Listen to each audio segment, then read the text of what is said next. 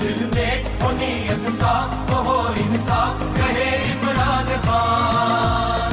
तो चली है अब तहरीक के होगा ठीक ये प्यारा पाकिस्तान। दिल में हो नीयत साफ हो इंसाफ कहे इमरान खान। तो चली है अब तहरीक के होगा ठीक ये प्यारा पाकिस्तान। कायद का था फरमान, कायद का था फरमान है पाकिस्तान फलाही मुमलिकत।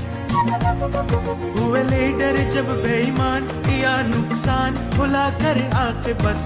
ओ कायद का था फरमान है पाकिस्तान फलाही मुमलिकत। हुए लीडर जब बेईमान किया नुकसान भुला कर आकिबत। अब लोग नहीं नादान